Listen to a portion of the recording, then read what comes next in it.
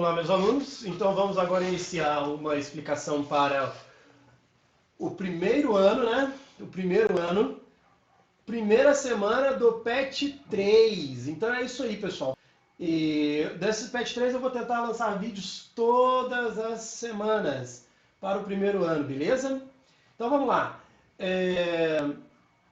Primeiro passo. Então, a primeira coisa que nós vamos ter nesse PET 3 é a definição do movimento. Então, o que é, aliás, da relação entre força e movimento, né? E aí você tem a primeira relação aqui, do lado, cá, aqui, de Aristóteles. Aristóteles diz o seguinte: o movimento só existe se existir uma força sendo aplicada no objeto que está em movimento. Então, se eu tenho uma força sendo aplicada, o movimento existe. Essa foi a ideia de Aristóteles, certo? Então, no momento em que eu paro de aplicar a força, não existe movimento, segundo a ideia de Aristóteles. Mas essa ideia não é válida até nos dias de hoje. Por exemplo, pensa numa bolinha. Faz força para a bolinha rodar. Exatamente no momento em que você puxar o dedo da bolinha, ela vai parar. Outra coisa, aperta o acelerador de um automóvel, ele vai andar. E se você de repente solta o freio, solta o acelerador, solta tudo, ele vai parar assim que você parar de aplicar a força? Não, ele vai continuar em movimento. Então, Aristóteles fez a primeira proposta, mas essa proposta não é a proposta válida hoje, beleza? Então vamos à segunda proposta. Proposta de Galileu Galilei. A proposta de Galileu Galilei diz que a força é responsável pela variação da velocidade. Correto. Até os dias de hoje, a força é responsável pela variação da velocidade, seja a variação em direção e sentido ou a variação no módulo. O que significa variação em direção e sentido? Mudar de direção, ok? E no módulo, aumentar ou diminuir o valor, beleza? E por fim nós temos Newton. O que Newton propõe? A primeira lei de Newton, vamos lá. Todo corpo que estiver em repouso tende a permanecer em repouso. E todo corpo que estiver em movimento tende a permanecer em movimento. A não ser que você vai lá, a não ser que uma força seja aplicada sobre ele. Então, pessoal, é o seguinte, se você tem um objeto aí em cima da tua mesa, no chão, e ele está em repouso, está paradão lá. Se você nunca for lá, nunca for lá e aplicar uma força sobre ele, ele vai ficar ali paradão, bonitinho ali, o resto da vida, beleza? Agora, o contrário também é verdadeiro. Por exemplo, se você pegar um objeto e jogar ele pelo espaço, o que vai acontecer? Aquele objeto ele vai se movimentar eternamente até que alguma coisa, algum ser, vai lá e aplique a força sobre ele. E que tipo de movimento ele vai ficar movimentando? Ele vai se movimentar em movimento retilíneo uniforme. Então, o movimento retilíneo uniforme não precisa de aplicação de força resultante nele, ok? Você pode ter o movimento retilíneo uniforme desde que todas as forças que sejam aplicadas no corpo sejam igual a zero. Ou seja, não tenha força resultante nele, ok? Força nula a resultante. Bom, dando continuidade agora, vamos lá. No sistema internacional, no sistema de unidades de força, nós temos aqui 4 unidades aqui que eu listei aqui, 5 unidades que eu listei aqui, que são unidades importantes, que você precisa saber. Por exemplo, a mais importante de todas, que é a unidade do sistema internacional, é o Newton. Então, pessoal, a força é medida em Newton, beleza? Então não esquece isso, a força é medida em Newton. Depois nós temos outras unidades. Você tem o Dina, que era muito utilizado aí nas balanças de mola. Você tem a unidade atômica de força, né, que é para medir mais forças entre átomos, entre moléculas e etc. O quilograma-força, que é a força que 1 quilograma tem de peso.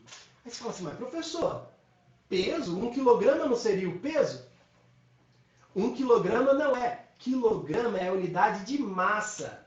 Quilograma é a unidade de massa. Força é Newton, ok? Aí quando você fala 1 quilograma força, é a força que 1 quilograma vai fazer, a força peso, aliás, que 1 quilograma vai fazer quando ele estiver na Terra. Então, é o peso dele. O peso, por exemplo, se você pegar um saco de arroz de 5 quilogramas, o peso dele será 5 vezes a aceleração gravitacional, que vai dar mais ou menos 9,8. Então, o peso vai ser um número aproximadamente 49. Beleza? Então, o peso vai ser 49 newtons. Já a massa será 5 quilos do saco de arroz. Entendido, pessoal? Bom, vamos lá então. E o Libra é força. Por que Libra é força? Porque Libra é a unidade de massa que se usa em alguns países, como os Estados Unidos e a Inglaterra. Então é a mesma ideia. É a força, peso, que 1 Libra faz. Beleza? Então, continuando a ideia, vamos fazer essa conversão aqui, ó. 30 kgf para newtons. Então, a conversão de 30 kgf para newtons, basta você fazer o seguinte. Vem cá, ó. 30, que é o kgf, 30 vezes 9,8. Portanto, 30 kgf é igual a 294 newtons. Bacana? Basta multiplicar. Ok, pessoal? Voltando aqui à nossa apresentação. E agora, quanto que fica aqui, ó? 20 newtons, transformando para quilograma força. Basta dividir por 9,8. Então, vamos lá. 20 dividido por 9,8. Quanto que vai dar isso? Vamos ver? 2,04. Aproximadamente 2 quilograma força. Certinho, pessoal? Beleza? Então agora, vamos para a próxima etapa.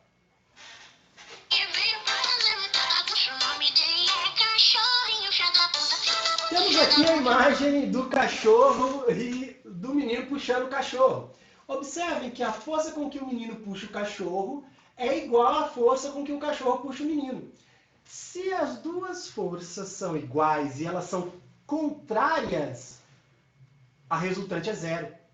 Então, portanto, não haverá movimento. Então, se eu colocar forças puxando o contrário, a resultante será zero. Então, se a resultante for zero, não há movimento. O cachorrinho vai ficar paradinho lá. Ele não vai andar. E o menino não vai conseguir puxar o cachorro. Beleza? Agora, se um dos dois for mais forte, por exemplo, se o cachorro for mais forte do que o dono, o que vai acontecer? Eles vão andar em direção que o cachorro quiser. Beleza? Continuando a ideia. Bom, aqui nós temos um caso também que a resultante das forças é igual a zero, mas nós temos um movimento.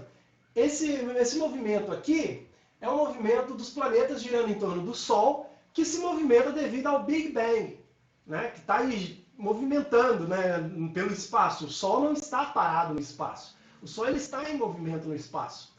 Então, o que acontece? Aqui, ó, vocês podem ver que o Sol está deixando até um rastro aí e os planetas girando em torno dele, certo? O Sol está em um movimento retilíneo uniforme. Ele não está sendo acelerado.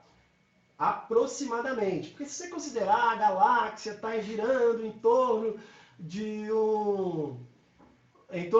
do buraco negro, sim, você vai ter uma força ali aplicada.